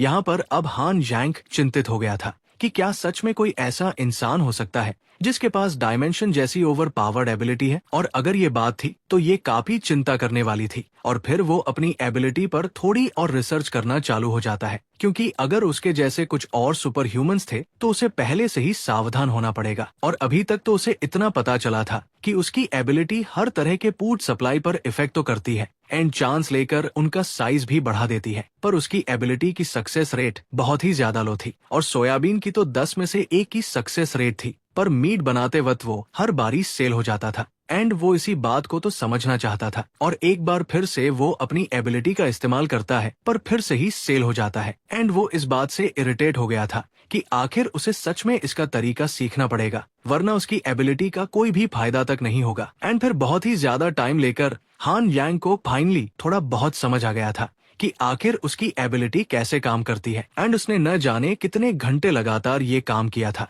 क्योंकि उसके पास ही सेल होने का काफी ढेर भी पड़ा था। और इतने टाइम तक प्रैक्टिस करने के बाद उसे एक चीज पता चली थी कि ग्रीन लाइट से जो एनर्जी निकलती है वो हमेशा बराबर नहीं होती और हर एक तरह के खाने की अपनी एक अलग एनर्जी वैल्यू होती है। और हर एक एनर्जी वैल्यू पर जाने के बाद उसे लास्ट में एक क्रिटिकल पॉइंट पर रुकना होता है, जिसमें अगर वो थोड़ा भी आगे या पीछे हो जाए उसका प्रोसेस सेल हो जाता है। और हाँ, ये प्रोसेस बहुत ही ज्यादा सिमिलर था वो पहले टाइम की चलती आ रही डांसिंग गेम्स की तरह। और उसी की तरह अपनी एनर्जी वैल्यू को इधर उधर घुमाता हुआ हान यांग एक बार फिर से सोयाबीन के क्रिटिकल पॉइंट तक पहुंच रहा था। और वहां तक पहुंचने के बाद ही वो एकदम क्रिटिकल पॉइंट पर रुक जाता है, जिससे फाइनली वो कामयाब हो गया था। और अब सोयाबीन को छोड़कर बारी आ गई थी अगला एक्सपेरिमेंट मीट पर करने की, क्योंकि मीट वेजिटेबल से काफी अलग चीज थी। तो जब भी हान यांग फेल होता था वहाँ पर एक अजीब सा काला सा लिक्विड बन जाता था और फिर हान यांग एक तरफ ढेर सारा मीट और एक तरफ ढेरों बीन्स रख लेता है, क्योंकि जहाँ तक उसे याद था इन दोनों को जोड़ने के बाद ही वो मीट की वैल्यू को बढ़ा सकता था। एंड फिर बिल्कुल वैसे ही सोचता हुआ वो एक हाथ से ग्रीन लाइट और दूसरे हाथ से रेड लाइट को चालू करता उन्हीं पिन पॉइंट्स को पूरा कर रहा था। पर वही करते करते वो एक बार फिर से सेल हो जाता है और वो मीट फिर से वो ब्लैक लिक्विड बन जाता है। पर फिर से हार न मानता हुआ वो बार बार इस चीज का ट्राई करता रहता है और न जाने उस पिन पॉइंट को परफेक्ट करने के चक्कर में कितनी बार मिस होता है। और वो परेशान हो गया था इस डिफिकल्टी के लेवल से। पर अब काफी टाइम की प्रैक्टिस करने के बाद वो फाइनली इस चीज में बहुत ही अच्छा हो गया था और अब वो पहुंच गया था क्रिटिकल पॉइंट पर, जहां पर एकदम परफेक्ट जगह पर रुककर वो फाइनली अपने मीट को बढ़ाकर पाया था। नहीं, मेरा मतलब उस चीज से नहीं था। और हान यांग एकदम खुश हो गया था अपनी इस कामयाबी पर, क्योंकि उसे काफी टाइम हो गया था ये चीजें करते। उसका पेट एकदम भूख से तड़प रहा था और वो सोच रहा था आखिरकार मुझे इसका तरीका मिल गया। अब एक बार मैंने इसे कर लिया है तो अब मुझे मीट बनाने में कोई भी मुश्किल नहीं होगी। योना का पाखंड। और फिर अगले दिन यहाँ पर न्यूज पर दिखाया जा रहा था कि इस तूफान की शुरुआत के तीसरे दिन में ही पूरी की पूरी कंट्री में इस सेंचुरी का सबसे बड़ा तूफान चल रहा था और हर जगह पर जो हो सके वो किया तो जा रहा था। और इसीलिए इस तूफान की वजह से बिजली और सभी नेटवर्क्स वगैरह बंद कर दिए जाएंगे जब तक वो इस इश्यू के बारे में कुछ कर न पाए। और सरकार हर एक रीजन में सामान को भेजवा रही थी, तो तब तक सभी को अपनी सावधानी के लिए बस अपने घर पर रहना था। एंड हान यांग देख रहा था कि फिलहाल तक तो सब कुछ उसकी पिछली जिंदगी जैसा ही जा रहा था। और फिर वो फोन उठाकर अपने ग्रुप के मैसेजेस देखने लगता है, जहाँ पर न जाने कितने लोग बातें कर रहे थे। एंड फिर से भाग्य की तरह वो भी ग्रुप चैट पर एंटर कर लेता है और देखता है कि न्यूज देखने के बाद काफी लोग चिंतित हो बैठे थे, कुछ बहस रहे थे और कुछ चिंतित बातें कर रहे थे। और तभी ग्रुप चैट में अंकल लू भी आते हैं और सभी से पूछते हैं कि क्या सभी को न्यूज पर सच में भरोसा था, क्योंकि अगर सिचुएशन सच में उनके कंट्रोल के अंदर होती तो उनकी मदद के लिए अभी तक एक सपोर्ट टीम आ भी गई होती। पर अभी तक उनकी तरफ कोई रिसोर्सेज से भरा ट्रक तक भी नहीं आया था। तो सरकार के सपोर्ट की बातें तो उन्हें भूल ही जानी चाहिए। और वो बताते हैं कि उन्होंने अपने दोस्त से सुना था कि उसने काफी सारी गाड़ियां देखी थी जो पूरी हथियारों से भरी सिटी की तरफ जा रही थी, जिससे सिर्फ एक ही बात का फैसला पक्का होता था कि शायद जल्द ही जंग शुरू होने वाली थी। जो बात सुनकर वो सभी लोग ही बातें करने लगते हैं कि अगर सच में ही जंग होने वाली है तो इसका मतलब तो यही था कि उन सभी का ही काम ऑलरेडी तमाम हो चुका था। और इस बात को हान यांग ने भी अपनी पिछली जिंदगी में भी सुना था। और तब वहाँ पर शाओ जियांग भी आकर बताता है कि अगर अंकल लू की बात सच में सही है तो उन्हें सच में पहले से अपने आप को बचाने के तरीके ढूंढने पड़ेंगे। एंड फिर वो कहता है कि अभी से ही इस नेबरहुड के काफी ऐसे ओनर्स हो गए हैं जिनका खाना अभी से ही खत्म हो गया था, क्योंकि उन्होंने पहले ही प्लानिंग कर ज्यादा खाना इकट्ठा नहीं किया और न ही उन्हें इतना पता था कि आखिर ये सरकार उन तक खाना वगैरह कब भिजवा पाने वाली थी। इसलिए उसका आइडिया था तुझसे ही चीजों को अच्छे से ऑर्गेनाइज करना शुरू होने का और उन मुश्किल में पड़े ओनर्स की मदद करने का। एंड वो सभी को सजेस्ट करता है कि जिन ओनर्स के पास ज्यादा सप्लाई पड़े थे वो उन ओनर्स को सपोर्ट करें जिनके पास खाना खत्म हो गया था। और वो खुद से ही बताता है कि वो अपना आधा खाना डोनेट करने को बिल्कुल रेडी था, तो जिसको भी खाने की जरूरत होगी वो आकर उससे बात कर लेगी। तभी यहाँ पर वूशु आन्यू योना के पास जाता हुआ बताता है कि ब्रदर जियांग बिल्कुल ही सही कह रहे थे और अपने नेबरहुड के सभी लोगों को एक दूसरे की मदद करनी चाहिए ताकि वो साथ में इस क्राइसिस से बाहर निकल पाए। एंड वो खुद तो इस चीज में रेडी था। एंड वो ली योना से पूछ रहा था कि क्या वो ये पुण्य का काम च्युत करना चाहेगी या फिर नहीं। एंड यहाँ पर ली योना एकदम चिढ़ गई थी कि वूशु आन्यू ने इतने सारे लोगों के झुंड में उससे ये बात पूछ ली। एंड शायद इसीलिए था क्योंकि योना ने उसके पहले लव प्रपोजल को रिजेक्ट कर दिया था। और फिर वो एक्टिंग करते हुए बताती है कि एक्चुअली में उसके खुद के सप्लाई भी जल्दी खत्म होने वाले थे। एंड ये बात सुनकर सभी मर्द लोग उसकी तरफ इकट्ठा होकर पूछने लगते हैं कि क्या अगर उसे कोई मदद चाहिए तो वो उसे दे देंगे। पर कुछ ऐसे लोग भी थे जो बता रहे थे कि वो अपने सप्लाई किसी को भी नहीं देने वाले। और ऐसे ही काफी टाइम की बहस के बाद कुछ लोग जिनका दिल थोड़ा बड़ा था अपनी ओर से सप्लाई देने के लिए मान जाते हैं। एंड फिर थोड़े टाइम में वो सब कुछ सुनकर शाओ जियांग बताता है कि कई ओनर्स हैं जो मदद नहीं करना चाहते, पर काफी ऐसे भी हैं जो करना चाहते हैं। एंड इसलिए उसके पास एक आइडिया था, वो था कुछ लोगों को इस चीज का इंचार्ज बनाने का। एंड वो वहाँ पर रैंडम ओनर्स की कमेटी बनाने की बात कर रहा था जिनके पास सभी डोनेट किया गया खाना इकट्ठा कर जाएगा और वो सभी लोगों को खाना बांटेंगे जिनको जरूरत होगी। जो बात सुनता हान यांग कह रहा था कि ये कमेटी तो उसकी पिछली जिंदगी में भी बनी ही थी और उसे अभी भी अच्छी तरह याद था कि ये कमेटी को सिर्फ बनाया गया था दूसरे लोगों का खाना अपने लिए पाने के लिए। का पलटवार। और अब आ गई थी 19 जुलाई और इस अपोक्लिप्स का 5वां दिन चल रहा था। बाहर का टेम्परेचर -40 डिग्री सेल्सियस से भी डाउन हो गया था। सेंट्रल हीटिंग सिस्टम ने भी काम करना बंद कर दिया था, जो कि इतने ठंडे वेदर में ऑब्वियस था।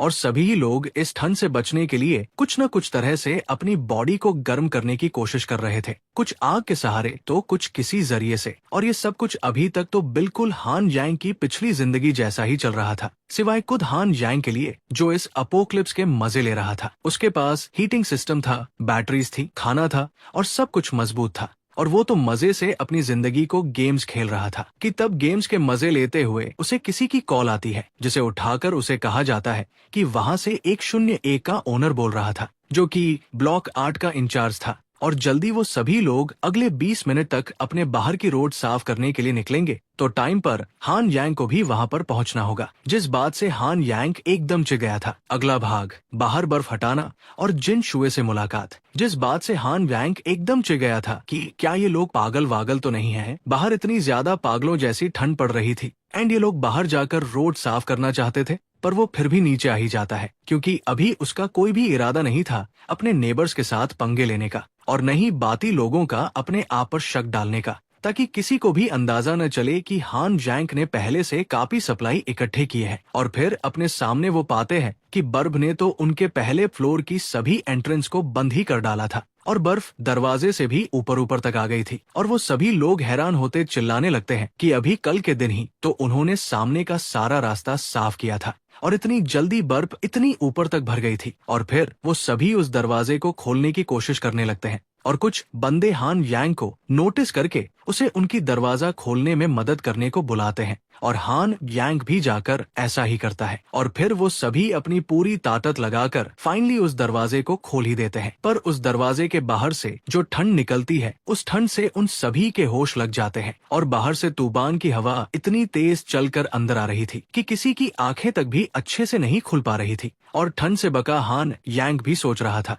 इन पागल लोगों की वजह से मुझे इतनी ज्यादा ठंड लग गई। अगर ऐसे वेदर में कोई भी बाहर चला गया ना, वो तो कुछ ही पलों में ठंड से मारा ही जाएगा। एंड ये बात अब सभी समझ के चिल्ला रहे थे कि यहाँ पर वो लोग पागल नहीं है जो इस मौसम में बाहर जाएंगे। कि तभी वहाँ पर एंट्री होती है ब्रदर ली की, जो एकदम हीरो बनने की कोशिश करता सभी से पूछता है कि आखिर वो सभी लोग यहाँ पर भेगी बिल्ली क्यों बन रहे थे, बल्कि मर्द होने के नाते उन्हें एटीट्यूड लेकर इस ब्लॉक को साफ करना चाहिए। और बाती लोग उसे बताने की कोशिश करते हैं कि इस सालतू की एक्टिंग से कुछ नहीं होने वाला, क्योंकि जब मौत सामने दिख जाए तो डर सभी को लगता है। पर ब्रदरली किसी की भी न सुनता उस बर्फ को साफ करने के लिए टूट पड़ता है और अपनी पूरी ही तेजी से उस बर्फ को साफ करने लगता है। और ऐसे ही उसके लगातार काम करते करते वो कुछ ही पलों में बर्फ के अंदर रास्ता बनाकर अंदर फंस गया था।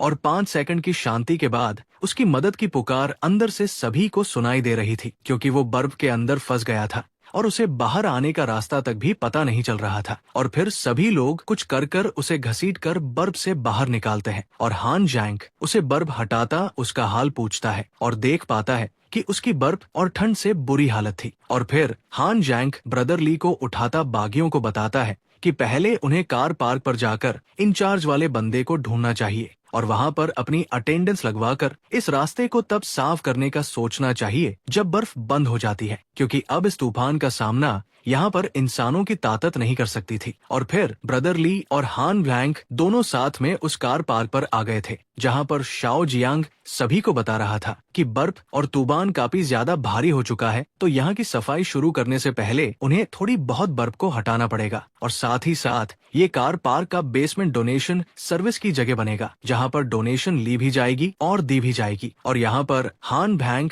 अपनी जिंदगी में पहली बार शाओ जियांग को पर्सन टू पर्सन देख रहा था, वरना उसने अपनी पिछली जिंदगी में भी सिर्फ जियांग की बातों को ग्रुप में ही सुना था। और हान यांग सोच रहा था कि क्या इस धोखेबाज डोनेशन कमेटी की शुरुआत इसने की थी। और यहाँ पर शाओ जियांग सभी को शुक्रिया करता बता रहा था, मुझे सच में ही नहीं लगा था कि इतने सभी ओनर्स यहाँ पर खाना डोनेट करने के लिए आएंगे, जिससे हम बाती जरूरतमंद ओनर्स की मदद कर पाए। और इसीलिए आप सभी का मैं काफी आभारी हूँ जो आपने अपना बड़ा दिल दिखाकर सभी की मदद की। और जिन लोगों ने डोनेशन में मदद की थी वो भी बातें कर रहे थे कि यहाँ पर सच में अभी टाइम था एक दूसरे की मदद करने का, क्योंकि जब तक वो लोग साथ रहेंगे वो इस क्राइसिस से मिलकर बाहर आ सकते हैं। पर हान जैंग जानता था कि इन्हीं लोगों की सोच बाद में बहुत जल्द बदलेगी, जब इन्हें अंदाजा होगा कि ये डिजास्टर खत्म नहीं होने वाला। और ब्रदर ली हान जैंग को ये बताकर चला जाता है कि उसे बाहर रहकर बहुत ही ज्यादा ठंड लग रही थी कि तभी हान जैंग की नजर साइड में जाती है। उसकी ओर से कपड़े डाले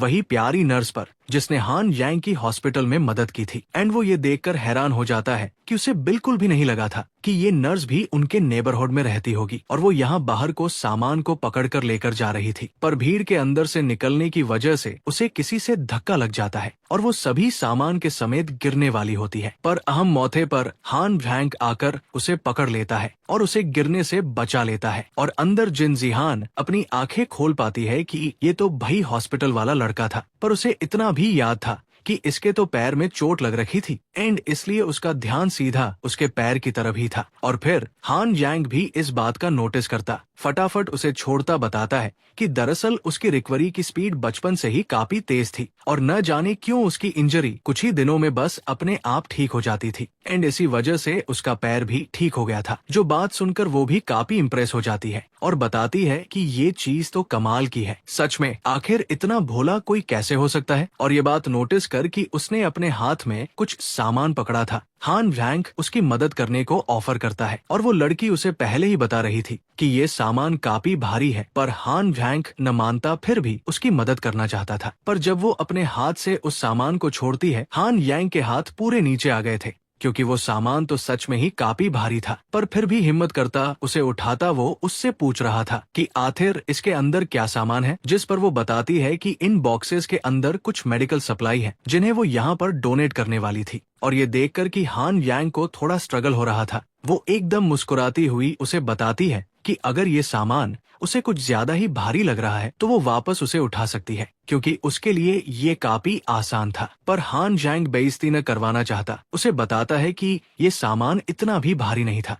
जो सुनकर हान जैंग को दिलासा देती हुई वो बताती है कि यहाँ पर हान जैंग की गलती नहीं थी क्योंकि एक्चुअली में वो ज्यादातर हर एक मर्द से शक्तिशाली ही थी। जो बात से सरप्राइज होता हान जैंग पूछता है कि क्या वो सच में बचपन से इतनी शक्तिशाली थी या फिर हाल ही में ऐसा हुआ था, जिस पर वो बताती है कि वो बचपन से शक्तिशाली नहीं थी और इस चीज के पीछे एक खास वजह है। और वो वजह हान जैंग जानना तो चाहता था, पर वो उसे समझाती है कि ये वजह थोड़ी सी कॉम्प्लिकेटेड है और उसके पास्ट से थोड़ी सी रिलेटेड है, तो वो उसके बारे में अच्छे से नहीं समझा सकती। और फिर एक बार मुड़कर वो हान जैंग से पूछते जानना चाहती थी कि आखिर वो इतनी बार मिल चुके हैं और उसने हर बार उसकी मदद भी की थी, पर उसे अभी तक उसका नाम तक नहीं पता था। और हान जैंग भी उसे अपना नाम बताता है, जो सुनकर वो भी खुशी से मुड़ती उसे बताती है कि उसका सही नाम जिन शुए है और उसे हान जैंग से मिलकर बहुत खुशी हुई। और शायद ही क्योंकि इसका असली नाम था तो मैं उसे आज से जिन शुए ही बुलाऊंगा। और फिर वो हान जैंग से पूछती है कि आखिर वो काम क्या करता है, जिस पर वो बताता है कि एकदम नल्ला है। जो सुनकर वो सरप्राइज होती है, पर क्योंकि उसका सारा ध्यान हान जैंग की तरफ भटक गया था, वो फिर से ही किसी व्यक्ति से टकरा जाती है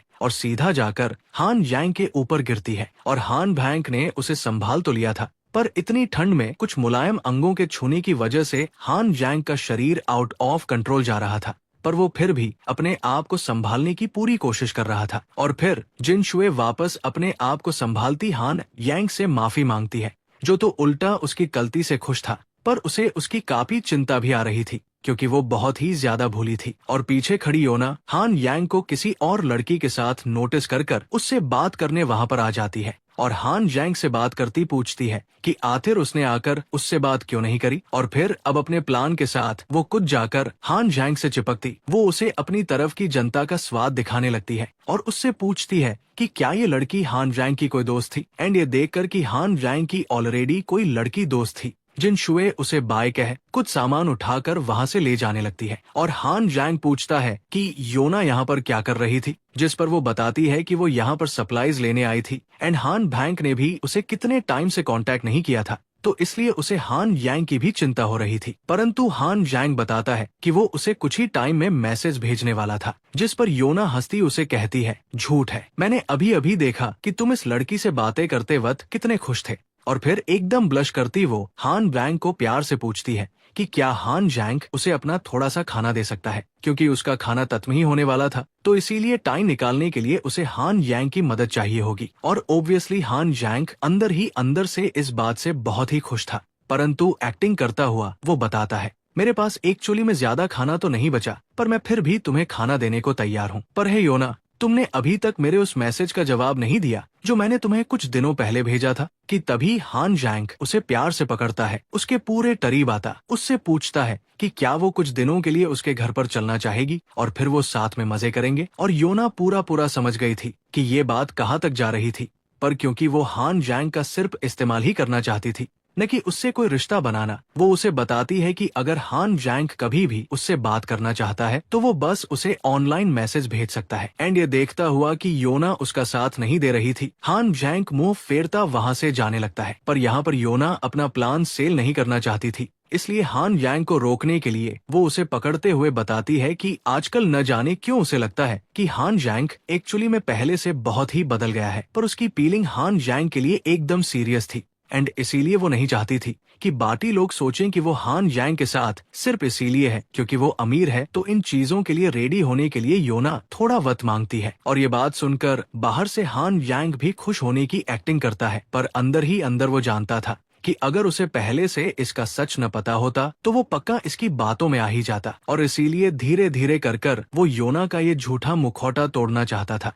और साथ ही अभी उसे ये भी जानना था कि आखिर पिछली जिंदगी में वो योना का कौन आशिक था। एंड इसलिए उसका प्लान था कि वो थोड़े टाइम के लिए बिल्कुल अपनी पिछली जिंदगी जैसा चलेगा, ताकि योना फिर से उस बंदे को ला पाए और फिर वो उससे अपना बदला लेगा। एंड यहाँ फिर वो योना को बताता है कि वो उससे सिर्फ मजाक कर रहा था, और साथ ही वो योना के रिप्लाई का वेट भी करेगा और कल तक उसे खाना देने भी आ जाएगा। जो बात सुनकर योना एकदम खुश हो गई थी, और जाते ही वो ये भी बताती है कि अगर हान जैंग को उससे बात करनी होगी तो वो उसे ऑनलाइन मैसेज भेज सकता है। और जाते वक्त योना एकदम खुश थी कि आखिर उसने हान जैंग को एक बार फिर से बेवकूफ बना ही लिया। और उल्टा यहाँ पर हान जैंग भी खुश था कि योना को लग रहा था कि वो उसकी बातों में आ जाएगा। और फिर अगले दिन ठंड बहुत ही ज्यादा बढ़ गई थी और हान जैंग के मोबाइल में योना के बहुत से मैसेजेस आ रहे थे जो पूछ रही थी कि हान जैंग अभी तक सप्लाई लेकर क्यों नहीं आया। पर हान जैंग तो उसे पूरा पूरा इग्नोर करता बनाया गया गरम गरम खाना खा रहा था और उस मीट का स्वाद लेता कह रहा था, सच में क्या बात है, मैं इस तूफान का मजाक उड़ाता था, पर ऐसे मौसम में गर्म खाना खाने का मजा ही अलग।